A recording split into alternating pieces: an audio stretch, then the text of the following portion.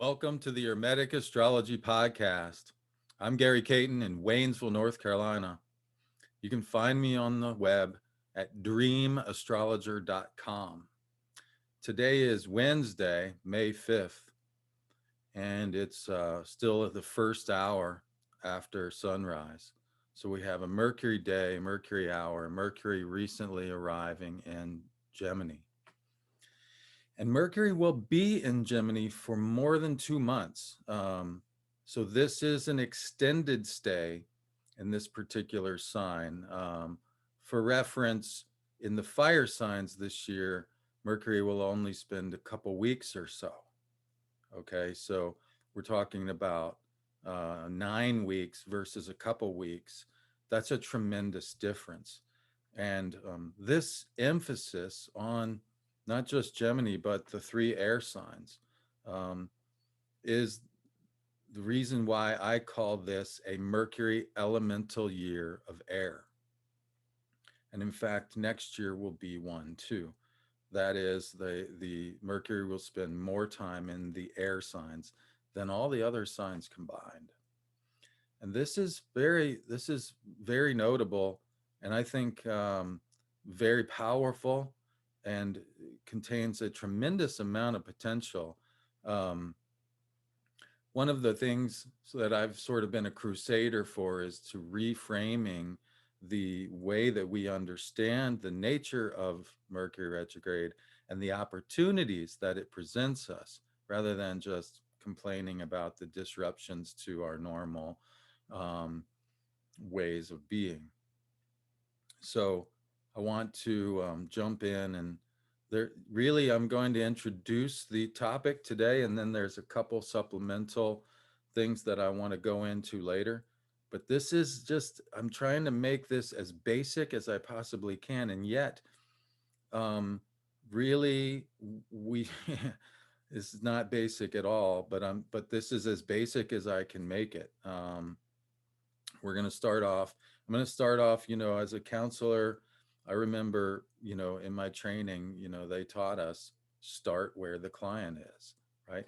You can't expect the client to come meet you. I mean, they're already meeting you maybe in hopefully in a neutral place if you're an actual therapist, which I am not, to be clear. Um, they might actually be meeting you at your office. But in terms of experience, you need to meet them where they are. You need to understand where they are in order to get them to come on a journey with you and say, hey, okay, I see where you're at and I get it. But what about this over here? No, that's not me. What about that over there? No. What about this? Yeah, maybe. And it's that, yeah, maybe, that contains all the growth potential in the relationship, you see. Um, So that's what I'm going to try to do here, is try my best to meet people where they are within the current framework of astrology as it is, which is extremely limited in my view. But rather than trying to get people to go way out on the fringe where I spend most of my time right away, I'm going to try to find at least a neutral meeting place. All right, so I've prepared a set of slides for us to look at. And for those of you who are just listening in on the audio version, you can stop by the YouTube channel and check out all the visuals that I'm going to be referring to. But at the same time, I'm going to try to do my best to explain them in a way where you can still get the gist of what I'm talking about.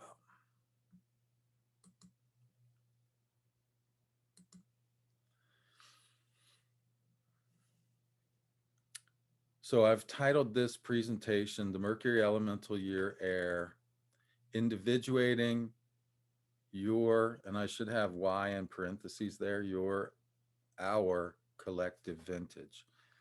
Because the thing that the thing that defines the Mercury elemental year is that we're all going through it. We're all going through these extended passages of Mercury through the three air signs, right? And anyone who is born in this year will have been born in a year where Mercury spent way more time in air signs than any other signs. So, the class you graduated high school with, that's one of the main things you all share.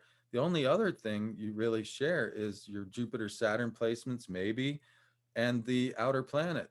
So I really believe that this technique elevates Mercury into it's like understanding the collective dimension of Mercury and the transcendent dimension of Mercury. And that's something that I didn't arrive at by accident. I mean, it certainly wasn't completely by design either, but I will say that I was guided and that I stumbled upon it in a way, but I stumbled upon it because I set out looking for it. I didn't, you know what I'm saying? It wasn't like I was looking for something else. I went and searched for this very thing.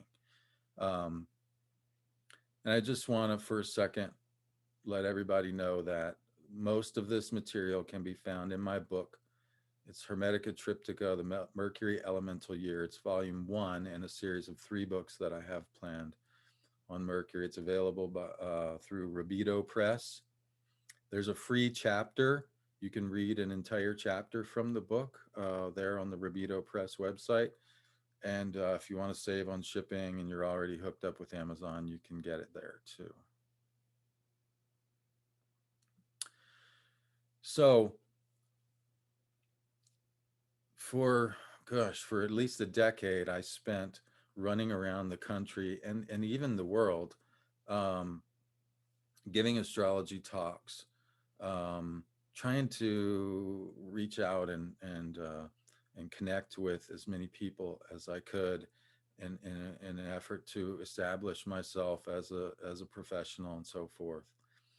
Um, and it was a grand adventure, and I'm really really grateful for all the time that I spent doing that, even though it was exhausting a lot of the times and it's very difficult. But it's also extremely rewarding, and some of the rewards came in the most unexpected ways. I remember Tim Trichter, the editor of editor, geez, not the editor, the founder and publisher of the Mountain Astrologer magazine. Every once in a while, he would have some leftover copies of the magazine, and he would say, "Hey, Gary, are you going to be on tour?" Because I would take a big box of magazines with me and pass them out at the meetings. Um, and so that was usually me. And one time there was somebody else who brought in all these old Mountain Astrologer magazines and dumped them out on the table and said, "Y'all have at it. I don't have room for these. I'm moving, whatever." And so I was like, "Yeah, I want to check these out." I'm kind of sitting on the outside looking in, I want to let other people, have pick. And then I saw one that said Demetra George on the front of it, and it was an older one. And I thought, yeah, I'm grabbing it. So I got me that one. Um, and in that edition was an interview. Lynn Bell was interviewing Alexander uh, Ruperti. I think I'm saying the name correctly there. Um, at the end of his life, here's a guy who was a tremendous, cycles of becoming, a wonderful addition to the corpus of modern astrology. And she's interviewing this guy at the end of his life, and he's kind of summing up what he thinks it's all about. It's a remarkable interview. It's in the December, January 97, 98 edition, if you could get your hands on it and you want to read this. But there was this one quote, and it jumped off the page at me, and it stuck in my mind like a burning coal that would not leave me alone. Because essentially, and I didn't even realize why at the time, but when I think back about it, I think it's about because I had no idea how to do what he was saying. And that really, it just bothered me. And I had to figure out, how do we actually do this? And what he said was, here's the quote: the essential task of astrologers should be to interpret human life in terms of the needs of the epoch. Now, I'm very familiar with the idea of interpreting human life in terms of needs. People have needs, and one of the famous ways of understanding needs is, there's many of them, but one of the most famous is Maslow's hierarchy of needs, which we're going to look at here later a little bit in with regard to astrological um, techniques that we can sort of reference back to that. And it became a very profound thing for me to understand that no matter the behavior I was looking at, even things like, well, to be clear, I never worked with post dispositional. In other words, I never worked with convicted criminals. Um, but, I did work with people who were accused of things like murder. And it became apparent to me that no matter the behavior I was looking at, that if I really tried, that I could find how that at some point there was a divergence from a real and legitimate need that the person was trying to fulfill. And that, yes, they kind of got off track with trying to meet that need. And my job was to, maybe, if, uh, convince them that of finding their way back, um, in a way. Um, but but that but that needs but that we have needs. We're defined by our needs, and whether they're met. Um, so I was very familiar with theories of needs, and how needs play out, and unmet needs resulting in behaviors that the person themselves often is not really um, satisfied with, or even comfortable with. Um, and so it's about finding more healthy ways to meet their needs, essentially, and giving them skills and so forth. And that was really my job as a counselor, is to help skill building, in order to meet needs in a way that's not just better for the society, but better for them, and really more authentically them, hopefully. Anyway, I digress. That whole idea is very big in counseling.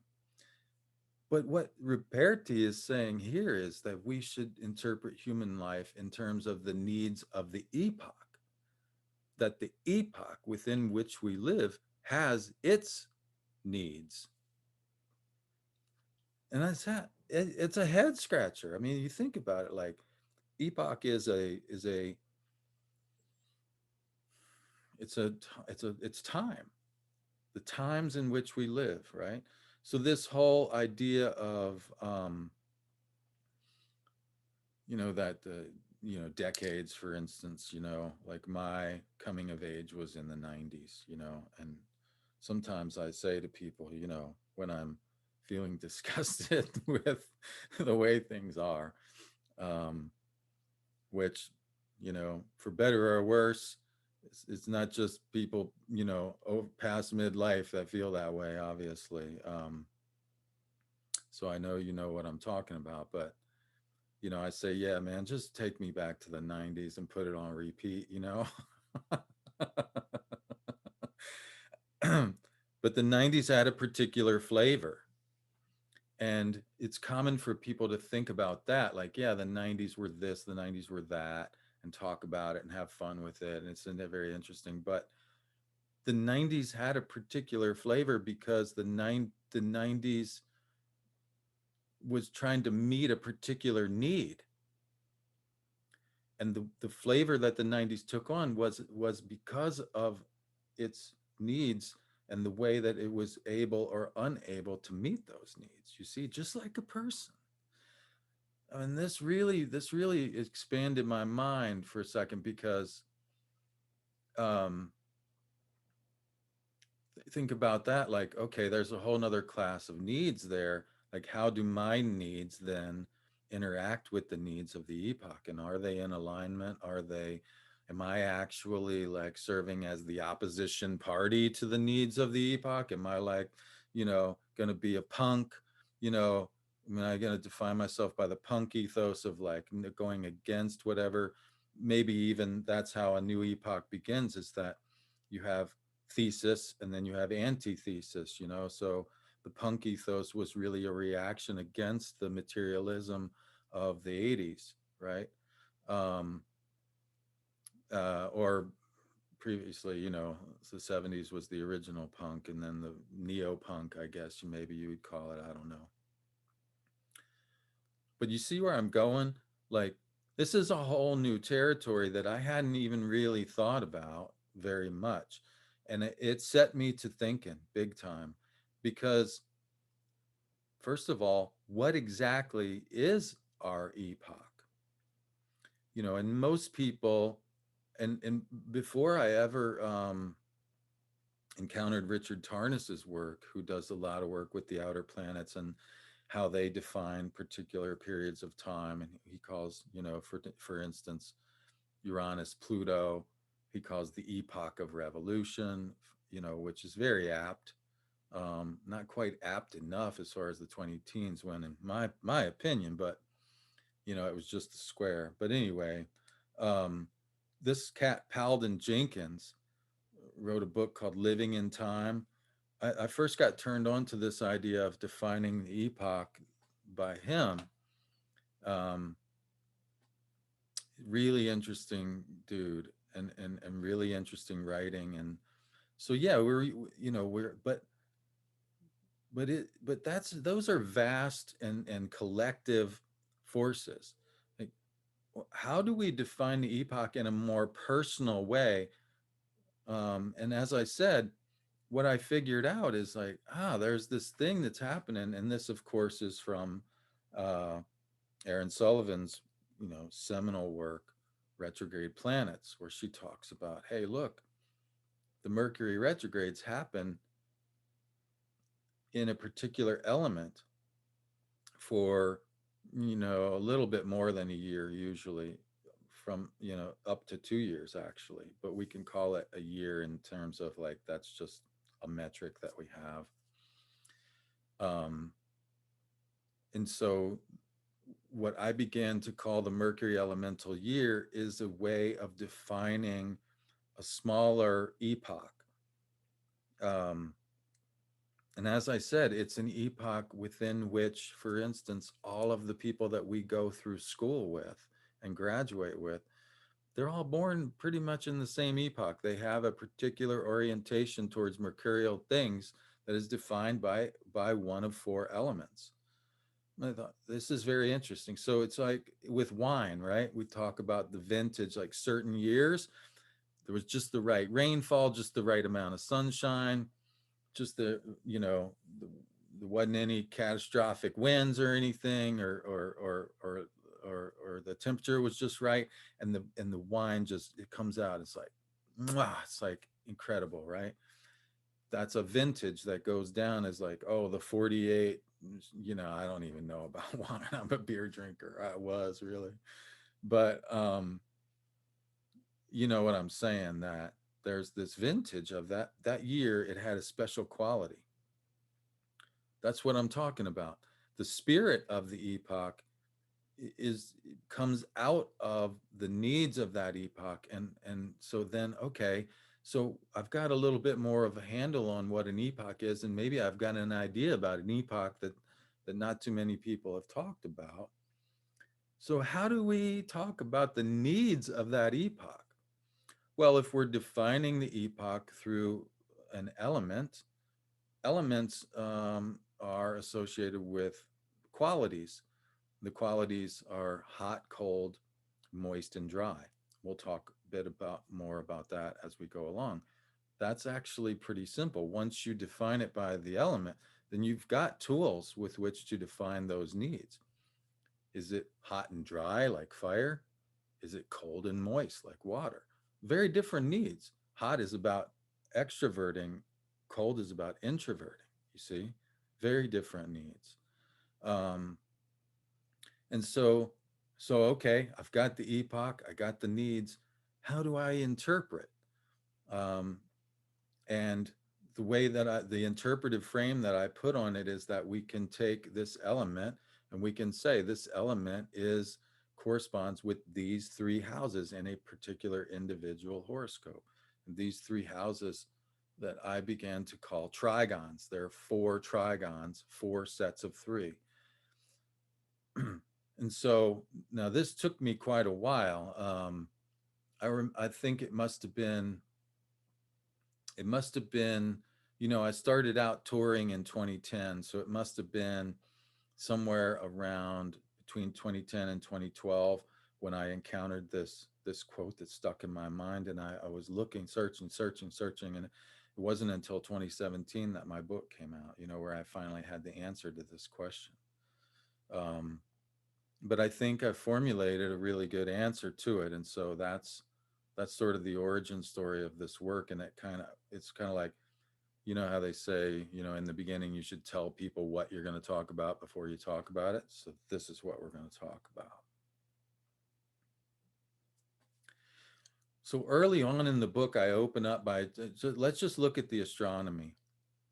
And the astronomy is very clear. When the other thing that I started doing, this was more like about 2008, I started going out and trying to document what I saw in the sky,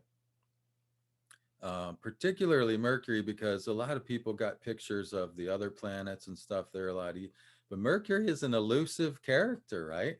So it's like, yeah, I want to get photos of Mercury, and like that's going to be my thing. And what I found is that like you can't do that just any old time. Mercury is elusive for a reason. And what I found is there's a particular rhythm. There will be a month where Mercury's conjunct the sun in direct motion. We call that superior conjunction. Superior coming from Latin superius, meaning above. That is, Mercury's on the far side of the sun from Earth. But because it's in the same vicinity as the sun, can't see it in the sky. So, okay, I'm not going to worry with like making time to get out and do my sky observations this month, at least not with Mercury, because there's nothing to see. So I'll do my writing, I'll do my desk work, and then, next month we've got the evening star Mercury. So I need to keep my evenings free, because you never know when there's going to be clouds, when it's going to be clear. You got to go when you got the opportunity, right? And then we'd have the inferior conjunction, inferior meaning below. That is, Mercury's passing between the Earth and the sun, quite a different phenomenon. This happens during retrograde motion. So that month, there's not a lot going on. And then the next month, you'd have the morning star apparition. So now I got to keep my mornings free because I got to be ready to hit the trail or the parkway, as it were, whenever I can. And so this rhythm sets up a six-pointed star in the sky. There's three superior conjunctions and there's three inferior conjunctions, and they happen in right now they're happening in air signs for the inferior conjunctions and fire signs for the superior conjunctions. As I said, Mercury's spending about 9 weeks in the air signs and only a little more than a couple weeks in the fire signs. So there's this tremendous difference. In alchemy, they call this the fixed and the volatile. You ever notice how in songs that really stir up a visceral feeling, there'll be an interplay between fast and slow, right? Fixed and volatile and fixed, as it were. There's this slow, melodic, quiet section, and then, and it feels, the juxtaposition of those things makes it, it connects on a primordial level, because this idea of chaos versus order, you know, is very much fundamental to all of the cosmogonies of all the world religions and so forth. So there's this fixed and volatile thing happening with Mercury over the course of the year. And this is alchemy, figuring out how to manage that interplay between the fixed and the volatile. This is alchemy. So the first thing you got to know about Mercury is that, yeah, essentially, you know, for a long time, now nobody ever said this, but it was kind of implicit. Yeah, Mercury's that thing. It goes around the thing in about a year, and there's not much more to know about it until it goes retrograde, and then run for the hills, you know. Now, that's an exaggeration, but sometimes exaggerating things shows you their essence, shows you their nature, and I didn't like that. And I thought, you know, this is not the way to do it. And in the process of trying to find a better way, what I realized is, hey, you know, it's true that Mercury goes around the zodiac in about a year, just like Venus and the sun. But that does not mean that it spends an equal amount of time in each sign. In fact, there's this profound difference that we just talked about. Now, within the circle of the year, there are 3.15 complete cycles of, on average, 116 days, although it's rarely actually 116 days, which is funny. And this ratio, 365 divided by 116, similar to 22 over 7, it's an approximation of an irrational number. By definition, irrational numbers can't be a ratio of whole numbers. They can be approximated by these ratios. So this is pi. This is Archimedes Constant. Archimedes was a really interesting cat, by the way. We're going to talk a little bit more about that. But this number was actually known to the Babylonians and the Egyptians. But Archimedes became famous for it because he really started to work out a lot of complex math. And this guy was like 200 BC, or between, you know, what is that, the 3rd century BC? Now, the thing to understand about pi is that it's not just an irrational number. It's also what's called a transcendent number. That's a whole nother ball game, which we're going to talk about also a little bit more. But we're going to try to keep it simple for now. And the simple thing is that Mercury things happen in threes. And so we have 3 Mercury retrogrades each year. And they last about 3 weeks each.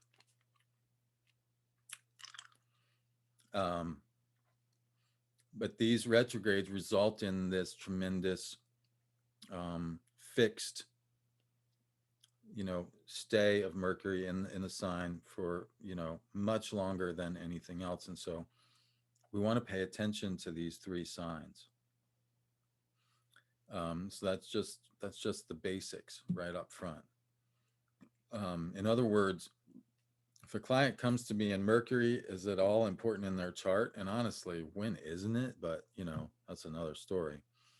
I'm going to talk to them about these 3 signs and these 3 houses that, you know, hey, Gary, what do I need to know for the year? This is one thing you definitely want to pay attention to, right?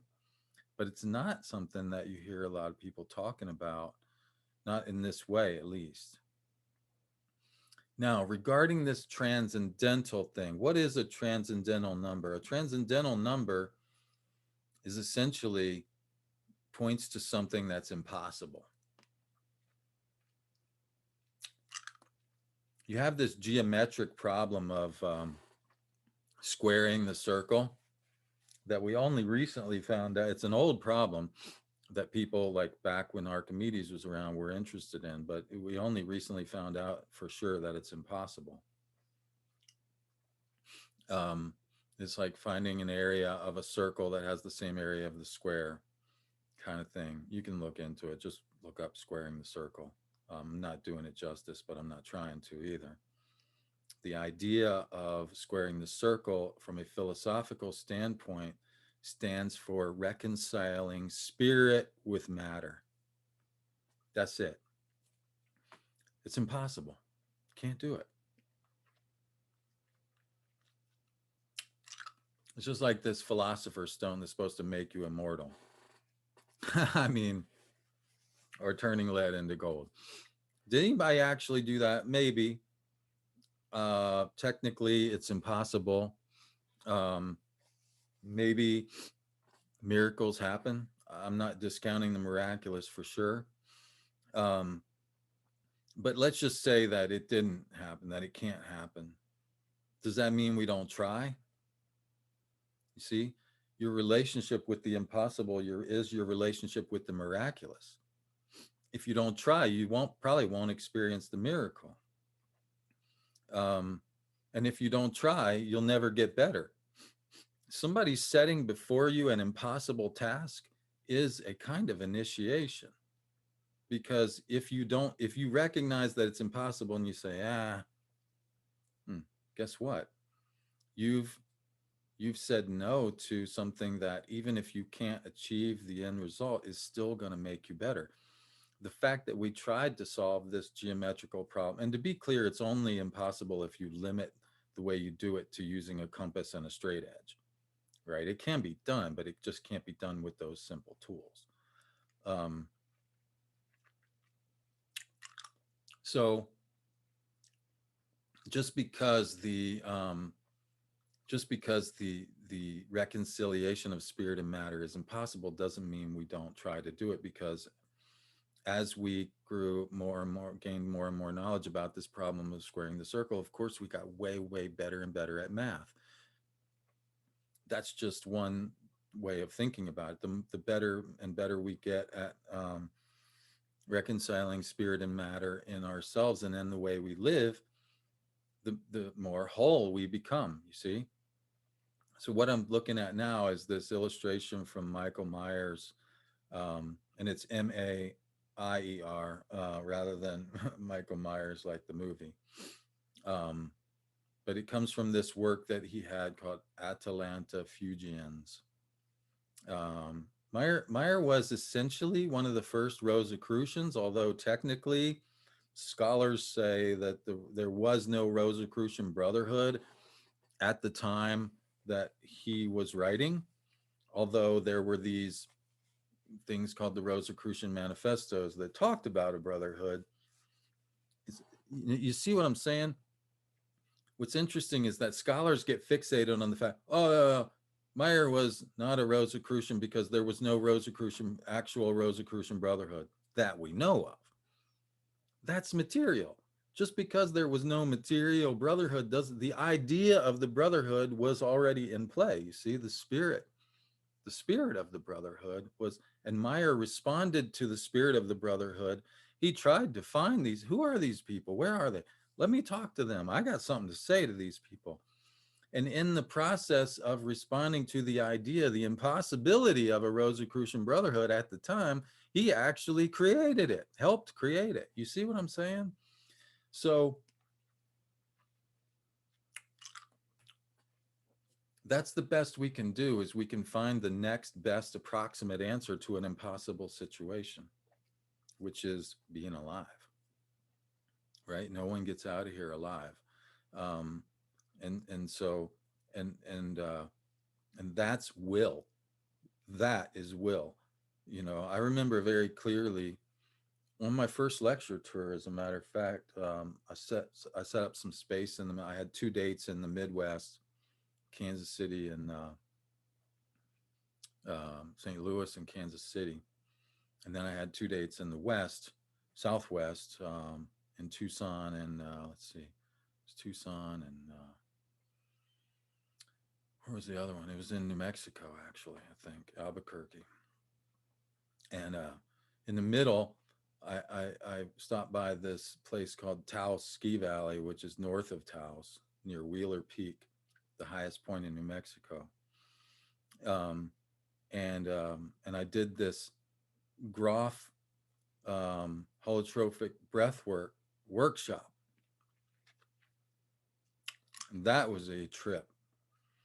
Um, it's a bit much to explain in briefly, but you can look it up. I mean, essentially, Stan Groff was Rick Tarnas's teacher, and he was one of these cats back in the '60s that experimented with LSD. But unlike Timothy Leary, who was you know by some accounts essentially passing it out like candy, um, Groff was much more methodical about it, and but it got outlawed, and so he had to find another way to try to induce these transpersonal states in people, and he invented this breathwork technique. And wow, it's definitely like I've done both. I've done natural substances. I've done the chemical substances. I don't do that stuff anymore. I don't need to. It's like I think like once is really enough, and or once in a while at least is enough. But anyway, this experience that I had was profound because essentially in the experience I was identified as a leader by the people that I was amongst at the time, and it was a setup because oh, you're a leader here, let's put you in this position, and then, oh, by the way, we're going to send you off to fight this battle you can't win. In other words, we're intimidated by you, so we're going to get rid of you. This goes back to the Bible. I mean, even David, who was beloved of God, behaved this way, right? So um, it's pretty archetypal. Um, but I remember when the realization came upon me, so this is where we are. I'm at the edge of this unwinnable battle. What do? You give up. Say, I'm not going to fight this battle. In a sense, that choice is really like the behind the entire story of the Bhagavad Gita, right? Arjuna it's not that he can't win the battle, it's that in winning, it's sort of a more what you call a Pyrrhic victory is what he was struggling with, is that he would have to kill his own family, his own cousins to win. And Krishna says, hey, no, no, no, no, like begging off the battle is not an option here, cat. You're a warrior, you have to fight. Like that's the way it is. And as far as like you know dealing with the outcome of killing your cousins and whatnot, like that, like leave that up to the gods, essentially. Now this is my own personal, I'm not saying I'm right, I'm just saying like this is a very brief summary, but the point is that he thought, oh, I can't do this, but you have to do it, you see. That's the thing, like. And I didn't even know about that story at the time. In fact, the guy who was facilitating the workshop, Tav Sparks, who's essentially the protege of Stan Groff, he shared with me the story of Rama, and he thought that that this, essentially, I call it a dream, whatever you want to call it, vision, experience, journey, if you want to look at it in shamanic terms. He suggested I look at that. Later on, I think it actually it was definitely Eastern flavored somehow, which is interesting.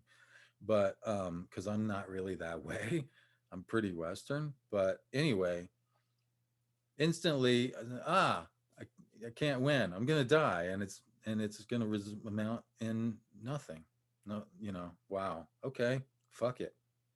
I'm gonna fight with everything I have, anyways.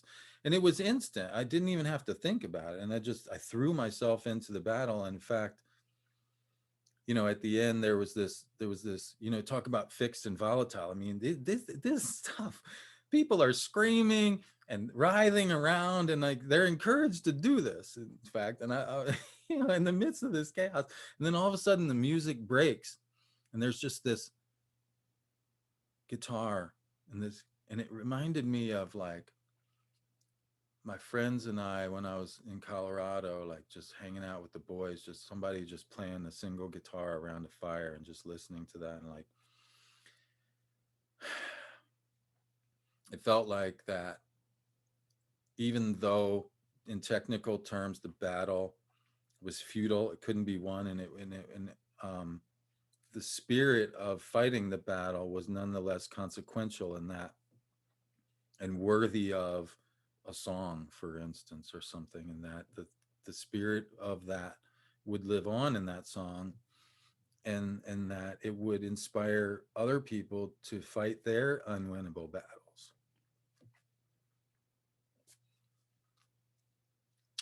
Pretty profound stuff. Um, so that's essentially what we're dealing with in Mercury retrograde. It's an unwinnable battle. If you look at it in terms of like, so that's why all this, don't do this, don't do that, don't do the other. Well, if you think not fighting the battle is gonna get you, you know, like, come on, man, because it gets pretty ridiculous actually, and I'm just going to say that in my opinion. I'm going to say it's my opinion, but to me it gets pretty ridiculous when you start looking at the shadow stuff. You got this period, before the retrograde, you call the shadow, and then you got the retrograde, and then you got this other shadow, which, like, which shadow is which? And I mean, the whole thing just doesn't work for me. But anyways, if you start applying this don't do this, don't do that to all of that, that's half your life that you're running around scared of being alive, man. I'm not going to live that way. I'm going to tell you right now, there ain't no way I'm going to live that way.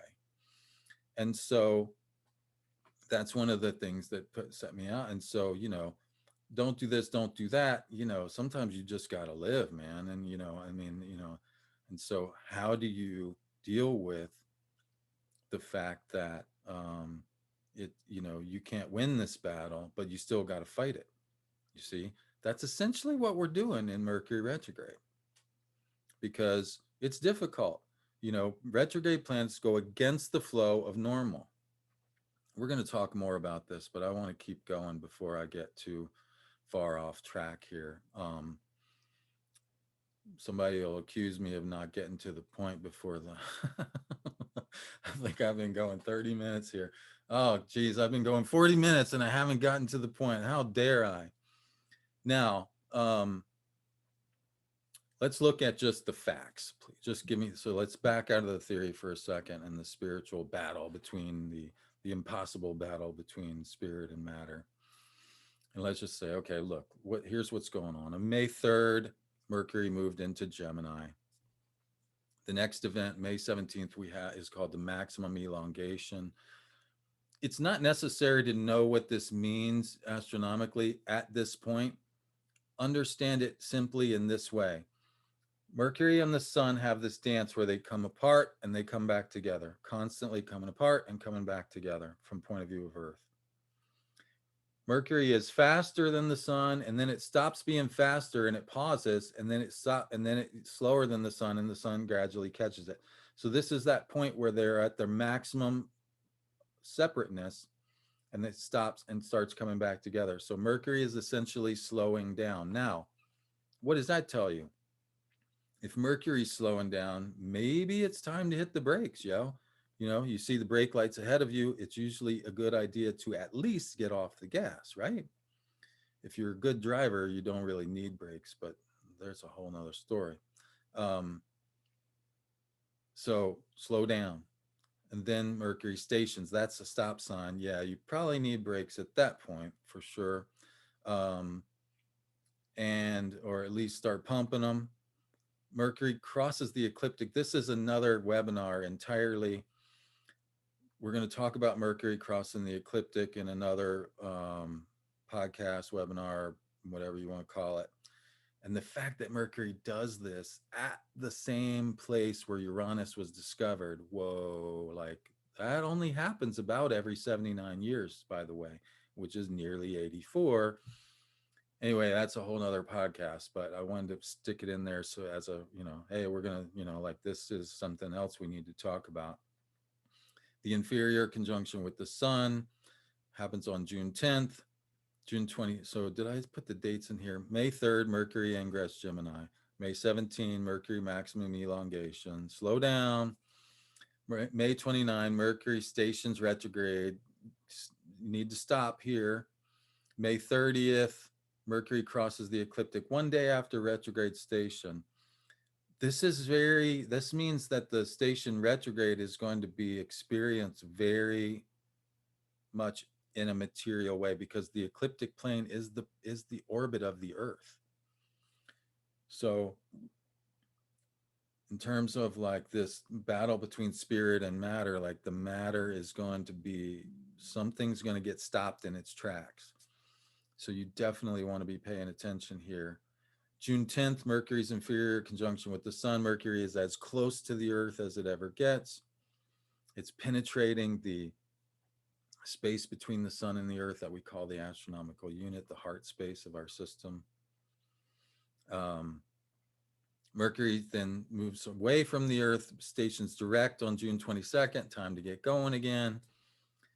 Maximum elongation on July 5th. Mercury is now faster than the sun and begins to stretch out that. Sorry. Mercury is now faster than the sun and actually begins to shrink the distance between them, because Mercury is essentially chasing down the sun. And then July 10th is the last day of Mercury in Gemini. And so this is a pretty long passage, and these dates are particularly important to pay attention.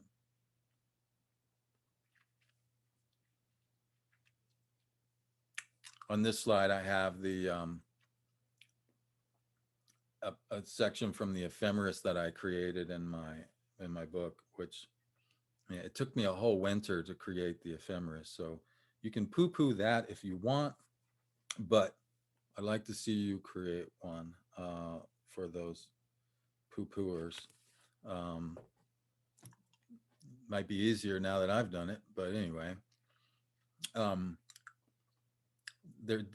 one of these did not exist when I created it, right? So, but anyway, May 17th, July 10th, July 5th. Those are the three key important dates as I see it.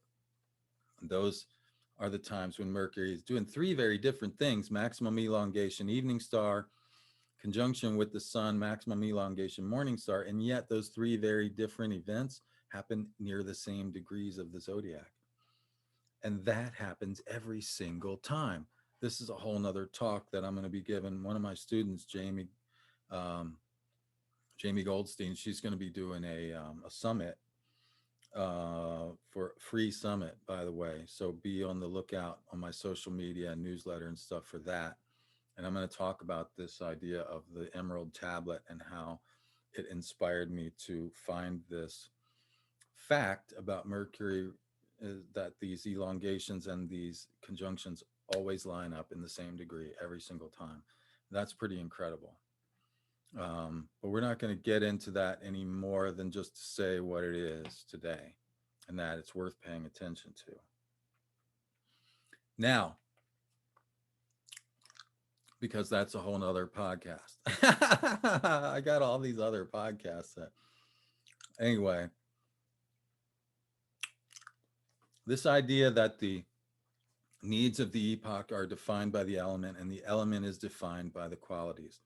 This goes back to the very foundations of Western civilization.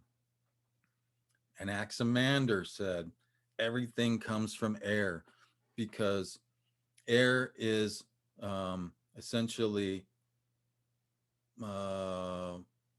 unrarefied fire. That is, fire is rarefied air, and earth and water are unrarefied air. That is, by becoming more dense, air turns into water. By becoming less dense, it turns into fire. You see, and so this idea of defining the universe through the four elements and defining the four elements through the four qualities of hot, cold, moist, dry is fundamental, absolutely fundamental to everything that followed. Um, and so this is a really profound tool. And in this, what this is called the square of opposites. And the square of opposites, air is defined as hot. That is, it's yang. It tends to move upward and really stay upward, right? The earth and the water were separated in the original. Uh, they were once one and they were separated. This is in the Sefer Yetzirah, in fact. The, all cosmologies have this initial separation of the one into the many or into the two. So air is moist becoming hot. So it has the two qualities. Now, it's not dry. It doesn't separate things. It joins them together. Clouds tend to gather together. Yes, they then go apart. Um, but in general, air moves in big masses, right? You have a high pressure system and you have a low pressure system. And when they collide, you get storms, so on and so forth. Um, but this idea of these qualities is important to understanding the needs of the element and also how it interacts with the other elements. So air is moist, becoming hot. It is the most naturally communicative of all the elements. Its basic nature is to rise, hot, and to unify, moist. Therefore, air serves to answer the basic human needs for intellectual activity, bringing ideas together and theoretical unity, and to quickly understand and adjust to diverse ideas and people. This is a direct quote from my book on page 144 of Hermetic Triptych of the Mercury Elemental Year. So defining air as a way of meeting human needs, right? And that this year, those needs are the ones of this epoch, okay? So it's those needs that will become, and it's interesting how we're going through this big, argument, the latest of many that have become politicized, unfortunately, about, do we trust science? What does that mean, actually, to trust science? Um, and or do we really, the other side is not saying they don't trust science, they're saying they don't trust authority, they don't trust the way authority is being handled in the world right now, which, yeah, personally, I don't blame them, but hey, I got issues with authority from way back, so go figure, right? Anyway, I really don't, I'm not even gonna go there, but you can see it in the world. It's very obvious. Um, but again, it's not just about achieving unity, but it's about understanding, it's about meeting the client where the client is, meeting other people where they are. You have to understand where someone is. You see, that's why this whole thing has been done exactly the wrong way. And the thing is, they keep saying the same thing over again. We keep thinking if we educate people, they will understand. It's not a matter of education, dude. It's not a matter of whether we intellectually understand what you're trying to say. It's a matter of whether we want to choose to buy into the stuff that's behind what you're saying. Okay? Anyway, you can't just like stay in one place and like try to pull, you can't always try to pull somebody to your point of view.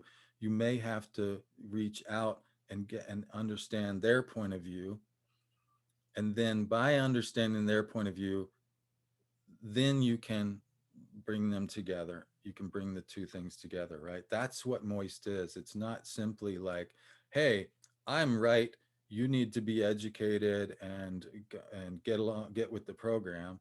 I mean, seriously, how many people are going to respond to that very positively? I don't know, but it doesn't seem to be working at the moment, as far as I can tell. All right.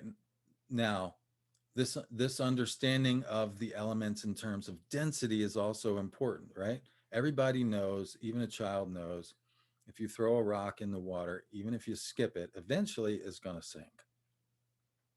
Earth is more dense than water. And when after the rain, when the sun comes out, the vapor goes up into the air, right? Air is less dense than water. And then when you stick a fire under a balloon, it goes up in the air. Fire is the least dense of the four. This is blatantly obvious. Um, so that in terms of density, we can begin to understand these elements as well. And we can begin to understand them in terms of needs that way, because as we talk about Maslow's motivational model, Maslow's hierarchy of needs is what it was called, but needs are motivators. We're motivated because we have needs, and we're motivated to meet those needs.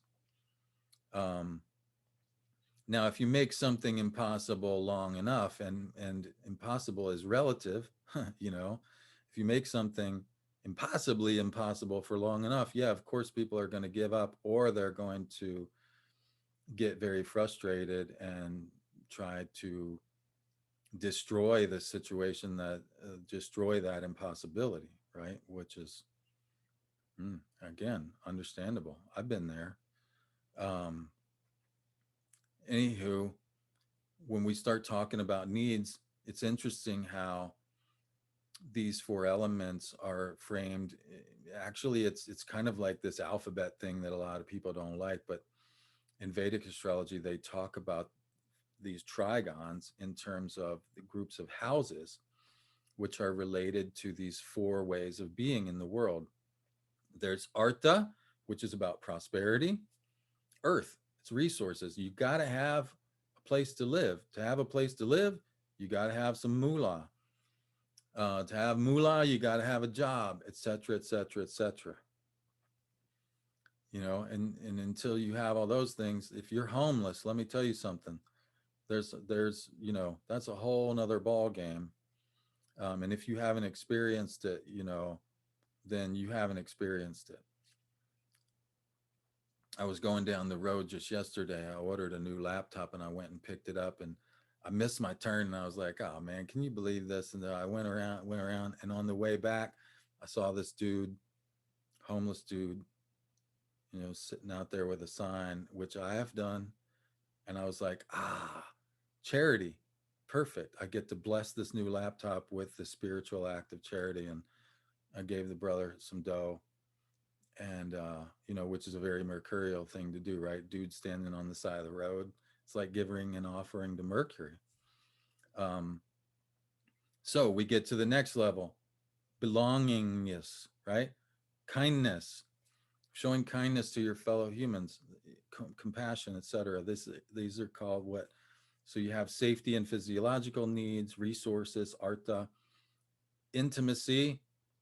Now, on the one hand, we all have intimacy needs. On the other hand, our emotional needs are what in the Eastern system we need liberated from, because our attachments are the source of our suffering, right? So it's an interesting dichotomy there. They call this moksha, right? And then above that, now these two together are physiological needs, safety needs, belongingness needs, esteem needs. These are what Maslow called deficiency needs, that we respond to those needs when there's a deficiency. If there's enough of them, we go on.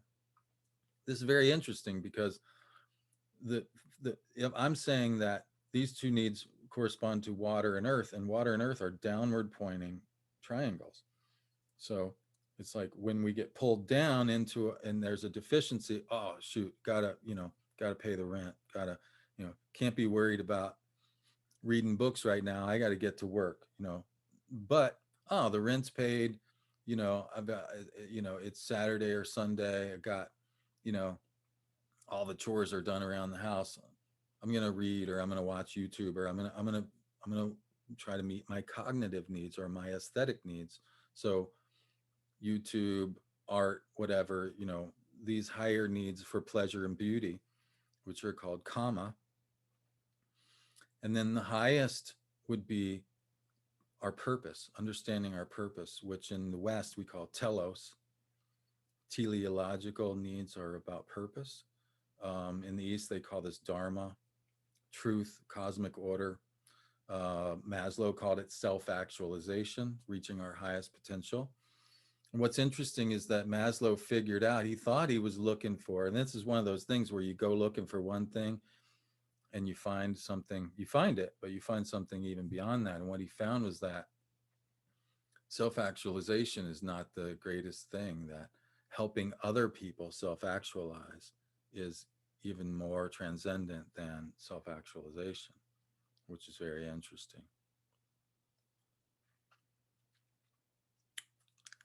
So in this scheme, air corresponds to our cognitive and aesthetic needs, our needs for intellectual, not just understanding, but intellectual stimulation, but also our need for aestheticism, which is beauty and pleasure, but pleasure in a intellectual sense. It's more like Libra, beauty, harmony, peace, right? How do I harmonize conflicting elements of my life? Essentially, that's an aesthetic need. Everybody has a need for harmony in their life. Um, but you know, if you're always worried about paying the rent, which in fact most people are, you know, did you know that the net worth of the average person is negative? They owe more than what they own. Yeah, it's interesting how that works out. And so expecting them to meet these higher order needs is a kind of ridiculous compromise situation, isn't it? There you go. There's that impossible situation that I talked about before. But it's getting closer to impossibly impossible than merely impossible, if that makes any sense. Um, all right, back to the basics. Air is moist and becoming hot. Therefore, it serves to answer the basic human needs for cheerfulness and generosity, belongingness and cooperation. So notice that our esteem needs lead to our cognitive aesthetic needs, that there's a moistness, there's a belongingness and cooperation that leads to, so that our cognitive and aesthetic needs have a belongingness and cooperative factor. And if we truly want to belong and cooperate, rather than simply saying, hey, here's the right way to think about this, and like, here's the reasons you should get with the program, you know, it's just as important to gauge whether somebody is even interested in what you're talking about. Because if they aren't interested in what you're talking about, you know, you know how they say it's falling on deaf ears. Now you can either choose to move on at that point, or you can choose to figure out what they are interested in, and figure out what's the interchange between what you're interested in and what they're interested in, right? But gauging interest, the ability to listen, is just as important as in communicating the message. In fact, sometimes it's more important. Um, so being able to change temperature, right? Remember, air is about temperature, hot, cold, low pressure, high pressure, you know. Um, and we can change temperature to either match that of our environment, or we can change temperature to initiate changes in our environment.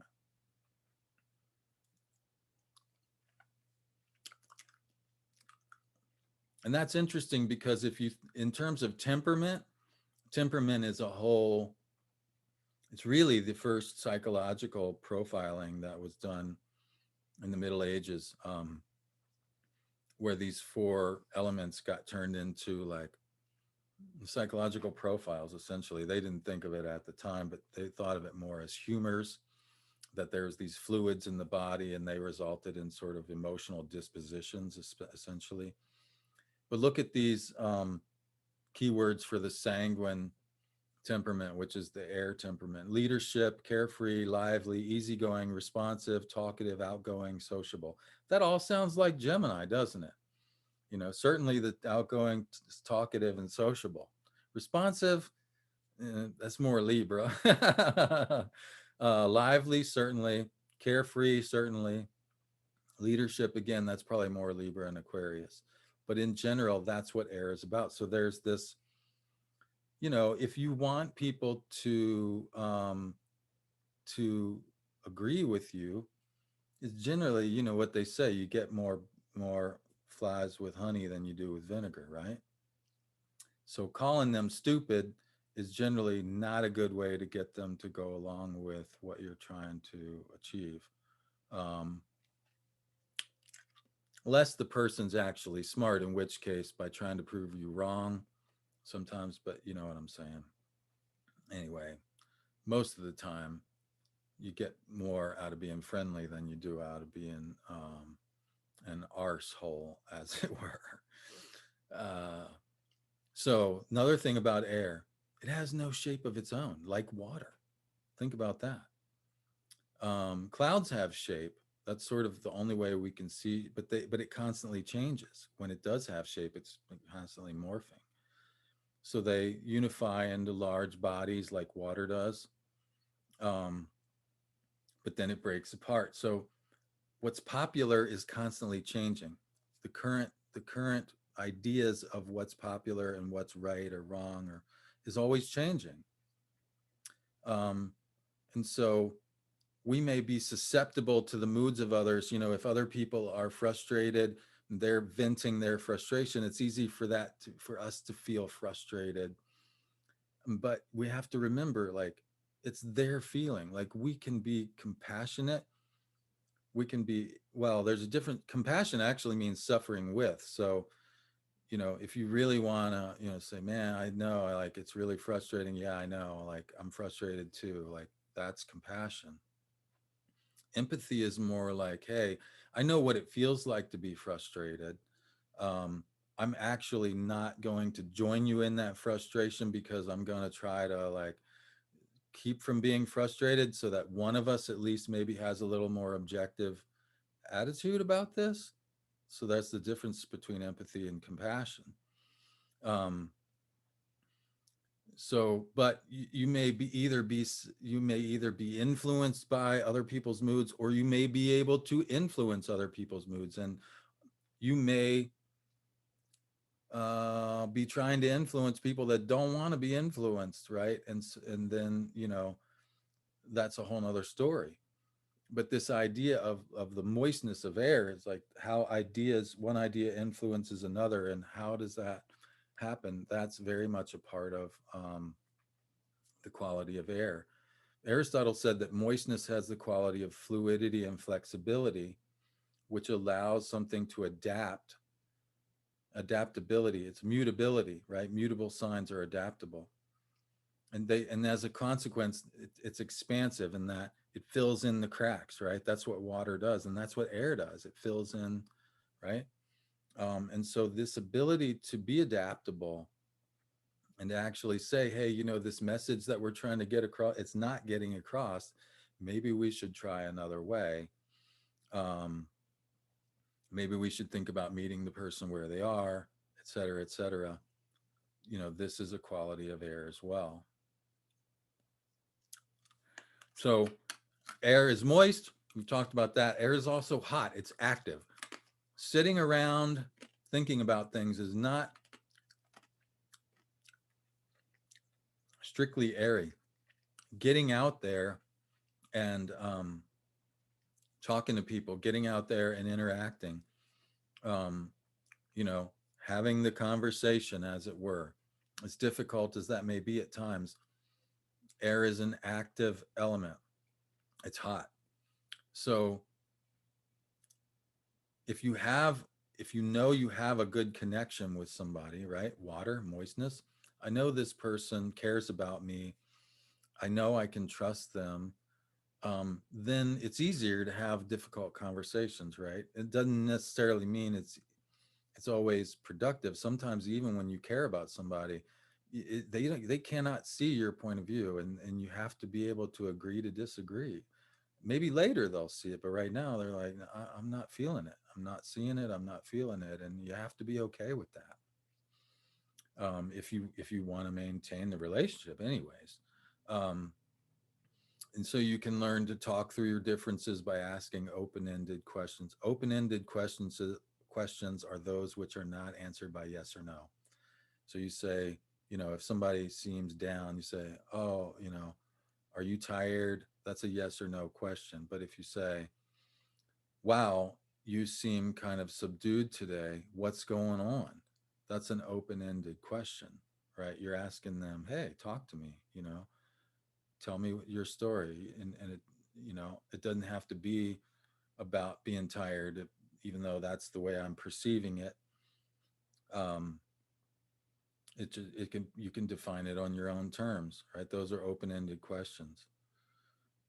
Be aware of whether the feeling that you're responding to is really your feeling. That's important. Um, Pay attention to synchronicities. Synchronicities are links. There's some moistness between seemingly unrelated things. That's very important during Mercury retrograde. Those are the keys, because those impossible connections, these two things seem connected, but they can't be. Well, and yet they are, right? That's what Galileo said when the Inquisition told him that he couldn't have his theory. He said, okay, you're right, of course, because I want to live. You're right. And then he supposedly muttered on his way out, and yet it moves, right?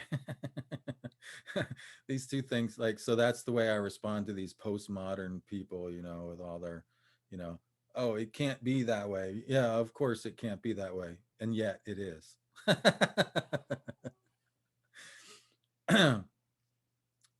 Synchronicity. So again, what is the epoch? We're living through a Mercury elemental year of air. What are the primary needs of this epoch? Hot, active, and moist, unitive. How can we interpret in terms of those needs? That gets us to our next um, bit, which, wow, we've been going a little while now, but that's all right. Um, this will be a long one.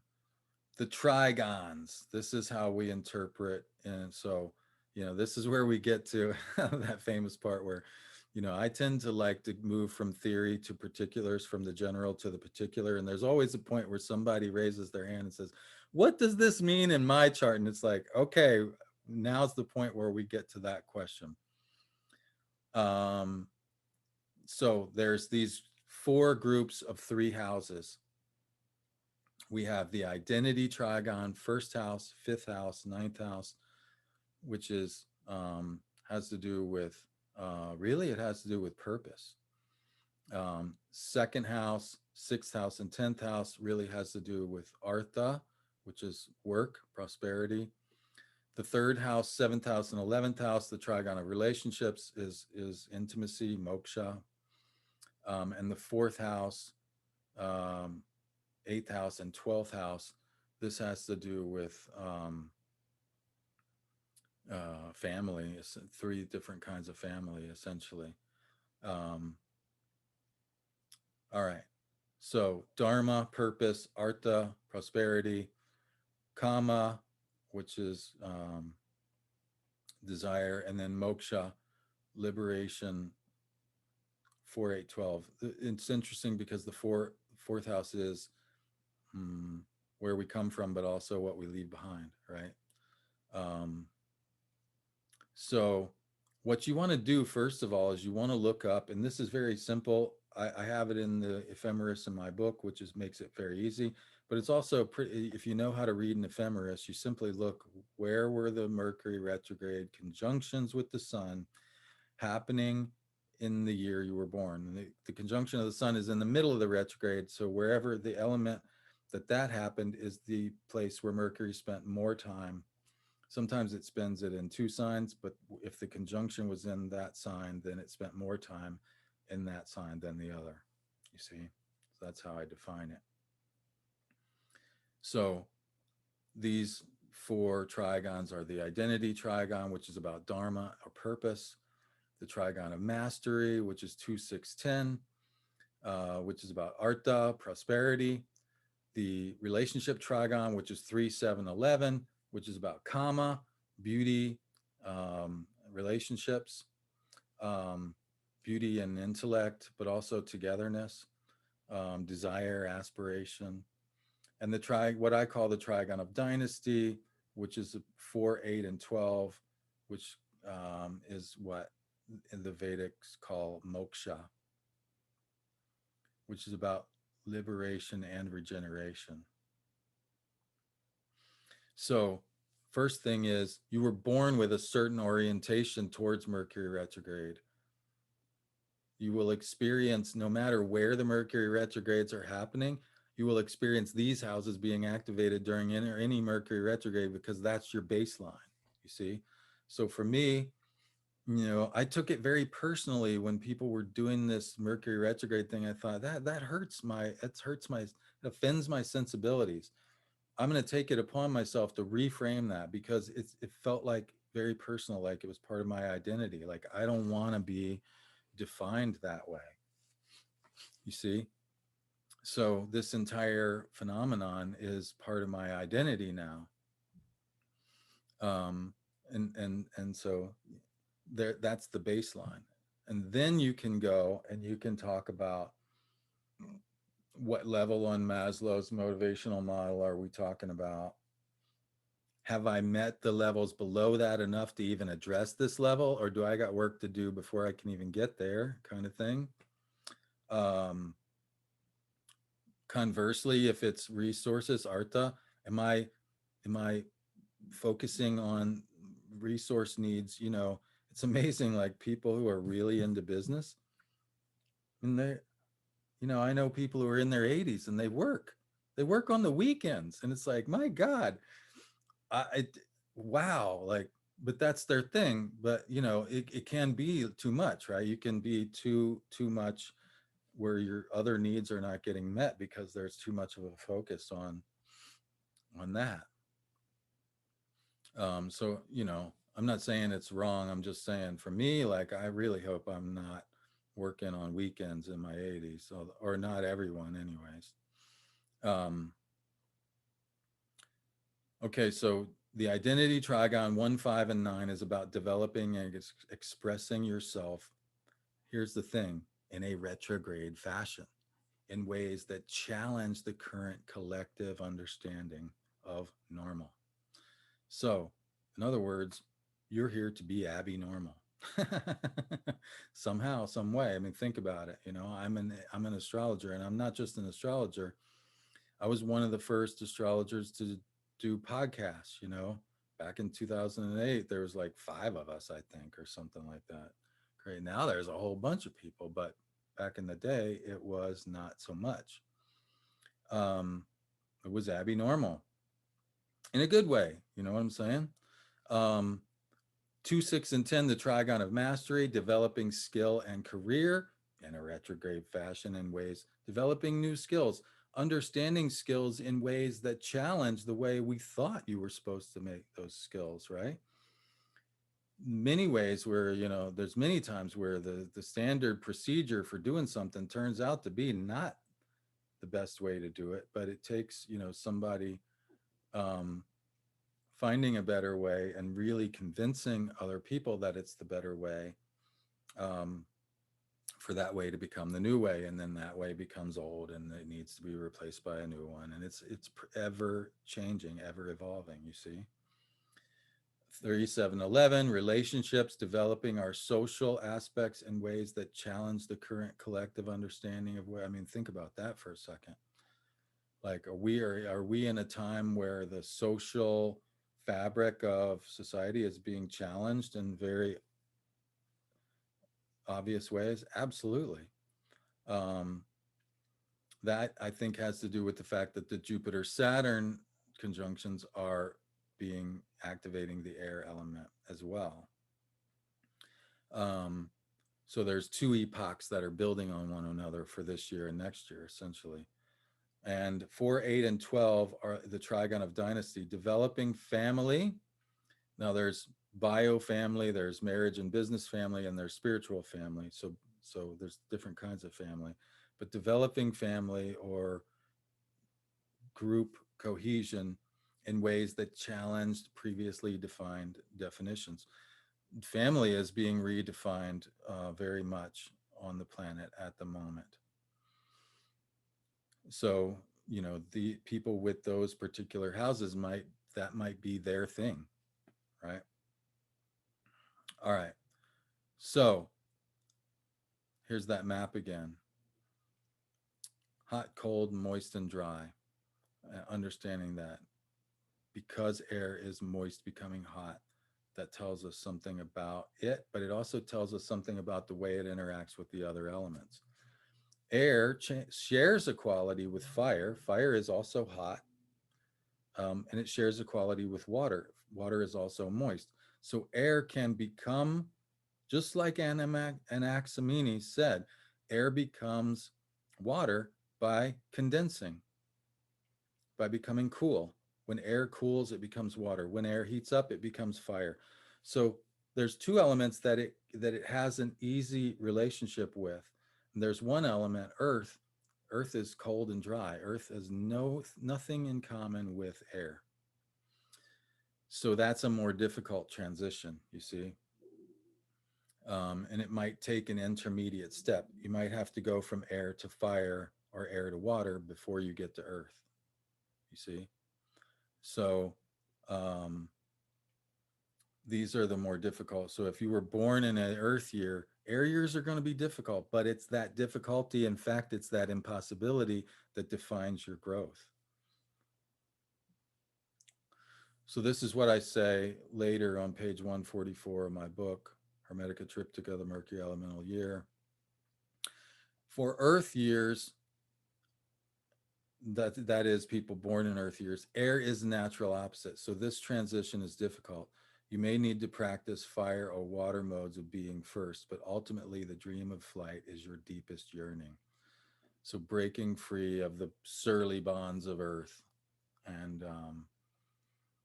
and yeah, that freedom that air represents, um, that impossible dream of flight that we finally made possible, um, to an extent, right? Like we're still not at the Star Trek version of that, but we're somewhere. We made the next approximation of that impossible dream.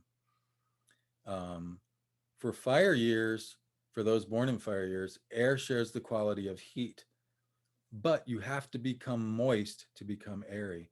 So you need to stop going it alone and join with like-minded allies before going out on your adventures. Test these connections to see which ones are the most important and enduring. So you might want to, run your crew through some drills before you decide which one to take on your ship with you on your journey. You see what I'm saying? Um, for water years, air shares the quality of moistness, but you will have to become hot to become airy. This means becoming more active, embracing and flowing with any sacred agitations. So the tendency for water is to be placid, in other words. Water likes to be calm, cool, collected, right? Um, but actually going with the agitation rather than trying to chill out, is how you become airy from water. You see what I'm saying? So this is a map on how to navigate any particular terrain. It's a very clear map. Um, you know, for fire years, and really generally speaking, for fire people to become airy, you got to become moist. You got to be willing to give up a little bit of your independence. Now, how much of that? That's an individual question. If somebody's asking too much, well, then they're asking too much. You can say, hey, I'm willing to do this much, but not that much. Is that good enough? Maybe it is, maybe it isn't, maybe they can compromise some more, um, water has to become hot. It has to become more active. It has to be willing to, just try stuff that may or may not work, but it has to be willing to try regardless. And, Earth has to be willing to do both of those things. It has to be willing to become either moist, or it has to be willing to become hot. And that's only half the battle. And then it has to do the other half of the transformation.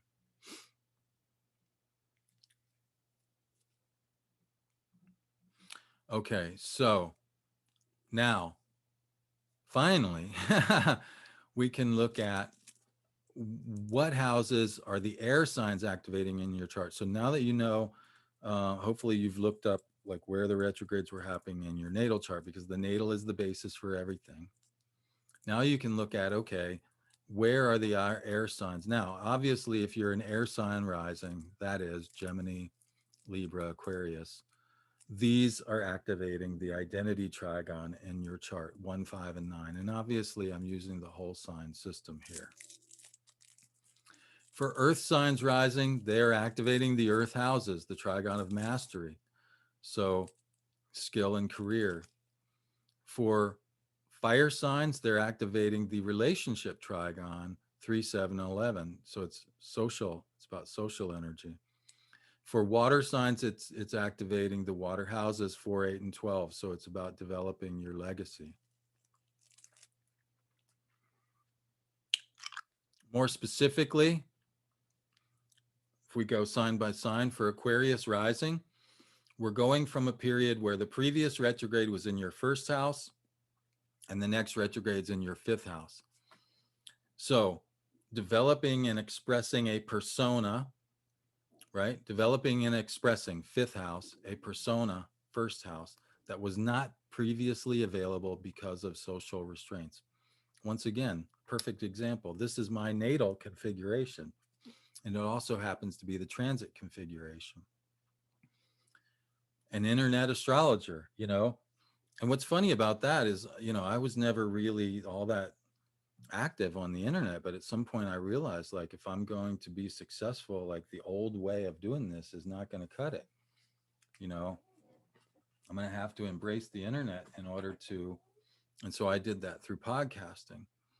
But developing and expressing fifth house, a previously unavailable persona, first house. That's it.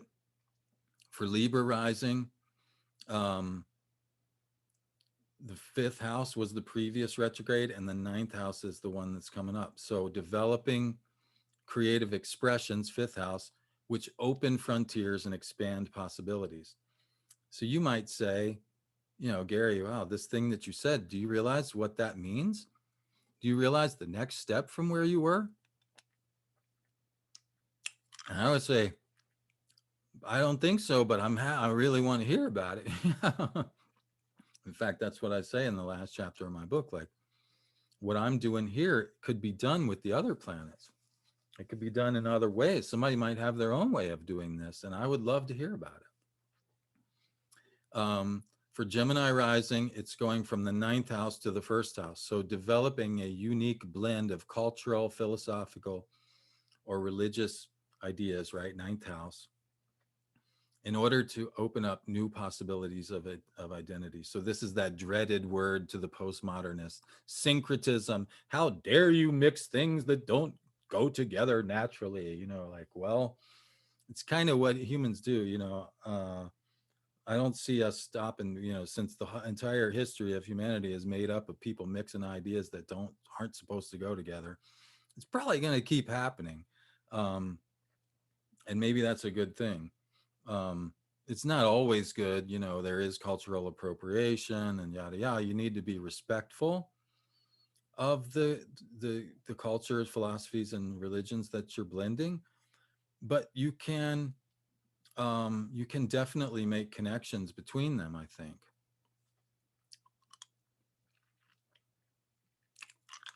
Okay, so for Taurus rising, this is the trigon of mastery, so skill and career.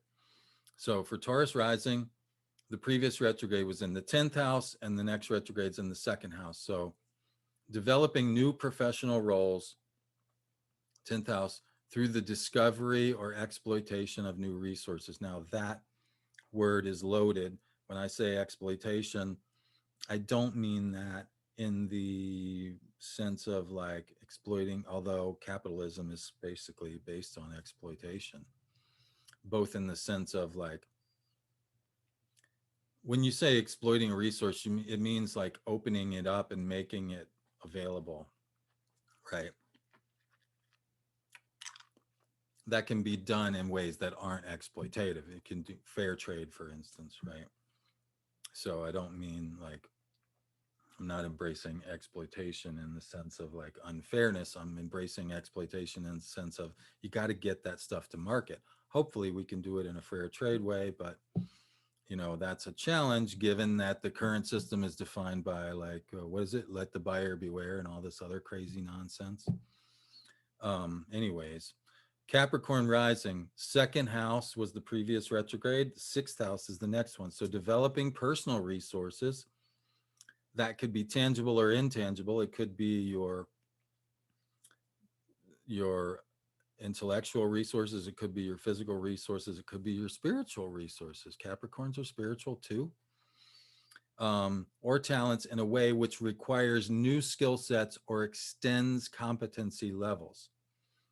That's essentially what I was saying with regard, like, we got to be able to do better than this, y'all. Come on, man. It's like my favorite, one of my favorite announcers in football, Keyshawn Johnson. He used to had this section on the show where he said, be like, come on, man. Like, can't we do better than that? Where's the bar? Let's raise the bar here a little bit. And of course, that's right up Capricorn's alley. They love raising the bar all the way to the top of the dang mountain. So there you go. Good times for Capricorn. For Virgo rising, the previous retrograde was, it's getting warm in here. The sun's starting to come out. Virgo rising, previous retrograde was in the sixth house, and the next retrograde's in the 10th. So developing new skills, sixth house, or competencies in a way which redefines your profession. Hey, if we're skillful in this, we can do this thing that before was impossible. Imagine that, right? Impossible is only relative. Some things are impossible, especially when you make them so. But we don't necessarily need to always make that the way. Relationship trigon 3, 7, 11. Fire signs. You're developing your social aspects. So for Leo rising, the previous retrograde was in the 7th house. The next one's in the 11th. So you're going from one-on-one relations to group relationships. So developing new kinds of one-on-one or equal partnerships which challenge or expand upon group identities. So it's interesting. I just got contacted by a colleague who said, hey, Gary, I know people who are women who are running Venus groups, and I know people who are men who are running Venus groups, but I don't know of anybody who is doing it as a unit, men and women together running a Venus group. And I was like, hey, you know what? I don't either. Like, maybe we should try it, So that's kind of what I'm talking about. So, us two together would be facilitating a group. You see what I'm saying? So new kinds of partnerships which challenge or expand upon group identities. Aries rising, the previous retrograde was in your 11th house and the next one's in your 3rd. So developing intra-group, that is within group relationships, in a way that challenges or expands upon the way groups interrelate. So in other words, talking to the folks in your in group about the way you're relating to out group. For instance, hey, fellow whomever, like whatever your group is, these folks that we think are crazy, we've been trying to educate them about, and they are not taking the bait. Maybe we ought to think about talking to them in a different way. Well, what would that look like? Well, that's the question. What would that look like? Another way, hey, in group, like this is the way that I've been trying to handle this. Hey, astrologers, there's a bunch of people out there doing alchemy that could stand to be better astrologers, and we could stand to be better alchemists. Maybe the two groups ought to start interacting. Like, what can we do to foster those interactions? You see what I'm saying? That kind of thing. For Sagittarius rising, The previous retrograde was in your third house, and the next one's in your seventh house. So developing intergroup relationships, that is, like a community, a neighborhood is made up of various households and various ethnicities and various genders and various this, that, and the other. It's a mixing of these different groups, essentially. Developing those relationships between groups in a way which challenges or expands upon individual relationships.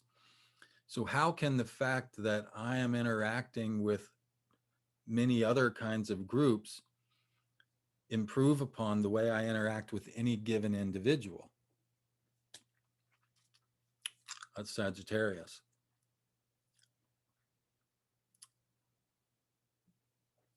Trigon of dynasty. For water signs, it's about family and or the ultimate goal, the ultimate place where you're headed, the legacy that you leave behind, which for people in the second half of life is a particularly important, you know, if you're not leaving anything behind, what are you even doing this for? You know what I'm saying?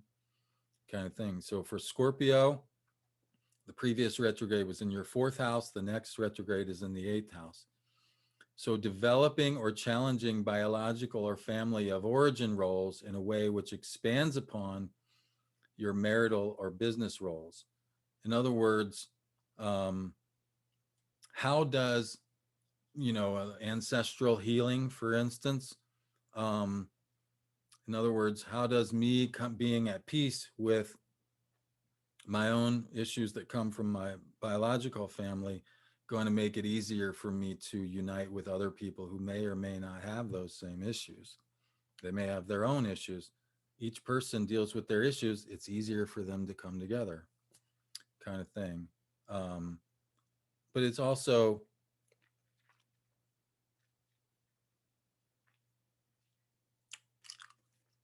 this idea, for instance, understanding that we're all indigenous people if you go back far enough, right? And that each of us has an indigenous human inside of us. Um, and and therefore we have certain needs that are primordial to being human, right? And so really, how can we understand that we are part of a human family, right? That changes how you relate to another person too, you know. um Cancer rising, the previous retrograde was in your eighth house, the next one is in the 12th. So developing or challenging marital or business role in a way that expands upon your spiritual or cultural possibilities. When you decide to become intimate, and I just mean like, personal, authentically personal with a different kind of person, wow, guess what?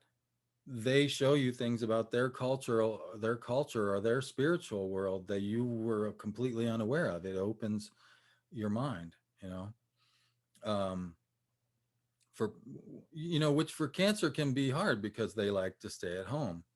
um, and remember, water needs to become active to become airy. So for Pisces rising, previous retrograde in the 12th house, next retrograde in the fourth. Developing or challenging spiritual or archetypal relations in a way which brings fundamental or root change. So if we say, hey, like the way that we're talking about, like I see a lot of people saying the way that we're defining the feminine, it doesn't really work for them. Or the way that we're defining a particular archetype, or, you know, um, for instance, one of the things that I have a hard time with, it goes back to the spirit matter thing. Um, you know, there's a lot of people that came into the astrology world from other fields, particularly marketing. And because they're really good at marketing, they became very well-known astrologers. But just because you're good at marketing doesn't mean you're a good astrologer. And just because you're good at marketing, which is about the material world, doesn't automatically mean you're being spiritual, even if you're saying all the spiritual keywords and buzzwords and doing things that look spiritual. You know what I'm saying? So it's tough. Um, and for me, I tend to err on the side of like, I'm gonna try to be spiritual before, you know, like all that marketing stuff, it just turns me off. And so it's hard for me actually to do enough marketing that I can keep my practice alive and vibrant so that I can get the spiritual ideas out there. There's that impossible situation. Everybody has their own blend. Um, but it might be that in this case, you can you can actually change, can't we do marketing in a way that has less of the capitalist baggage along with it? I don't know. I'd like to see that though.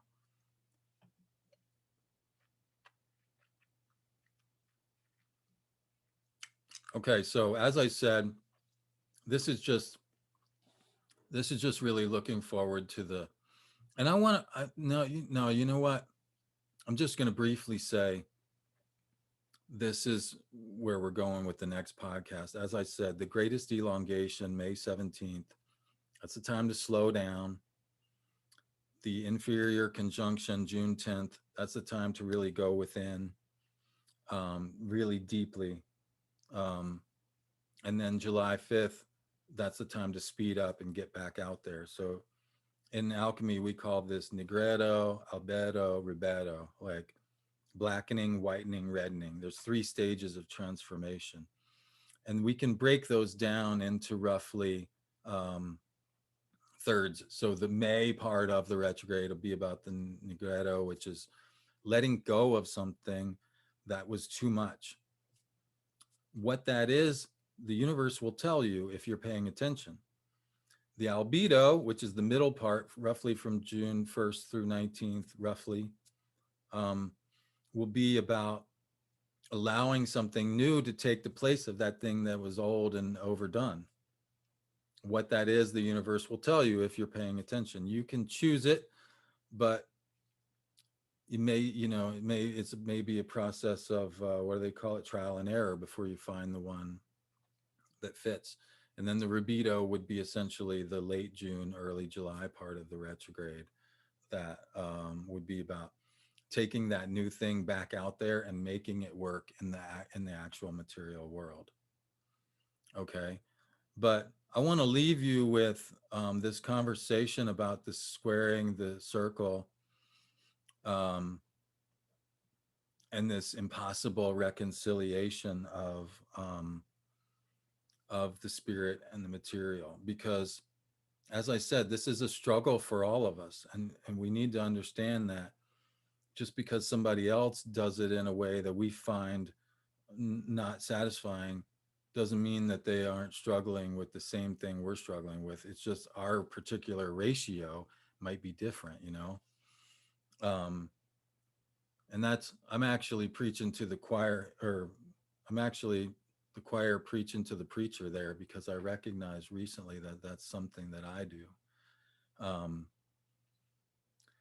but I just wanted to read to you some things from the Hermetica that talk about this. So we're going to end up back on the spiritual, because as I said, I tend to definitely err on the side of the spiritual rather than the material. Um, so in the Hermetica, it says that that the spiritual and the material are both there, and they're both true, the above and the below, but they can't always be joined together.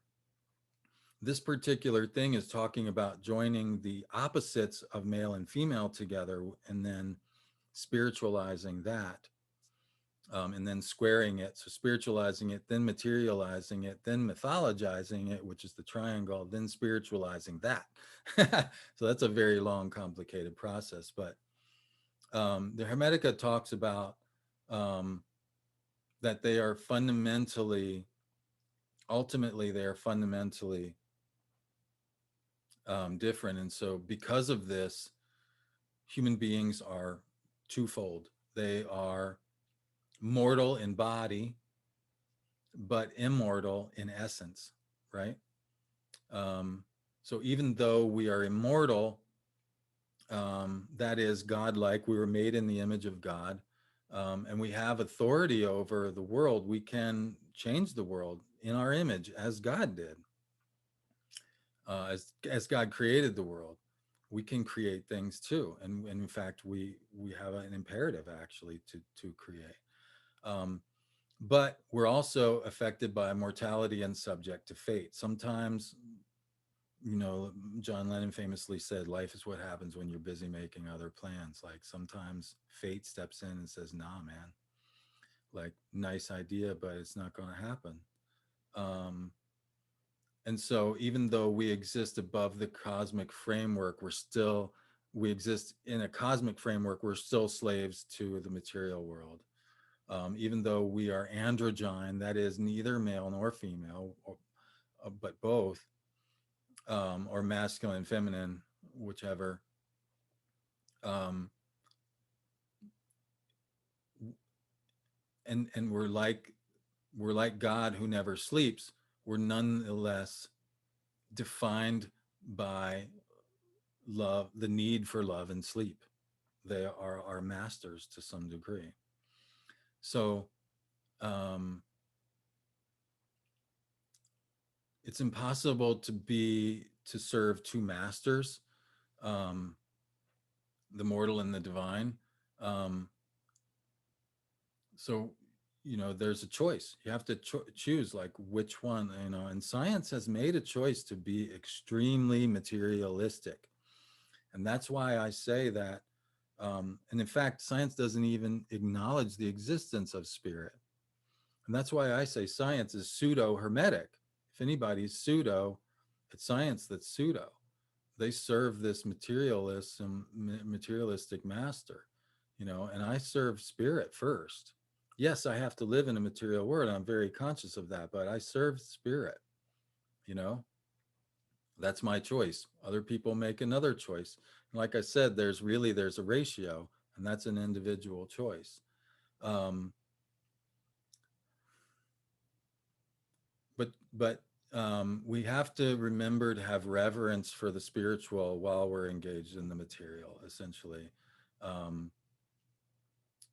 um, because really, essentially, um, the material world is just like it's like a parade of it's like watching a parade. There's this procession of this Maya illusion, but it's a distraction from the spiritual work. So we get distracted, and then we get back to the spiritual. So even though they are fundamentally different, and we can't really completely unite them, that's the impossible task.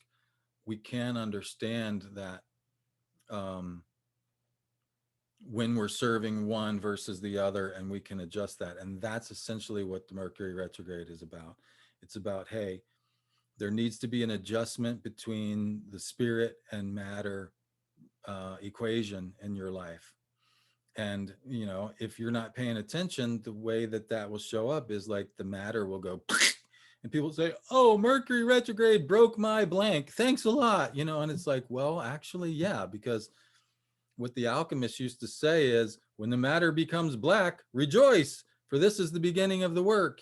What they mean by that is like, it's telling you like, oh, hello, the material world is breaking down because that's what it does. Remember, you are a spiritual being. Remember who you are. Remember, you're a spiritual being having an earthly experience. That's the first thing to remember.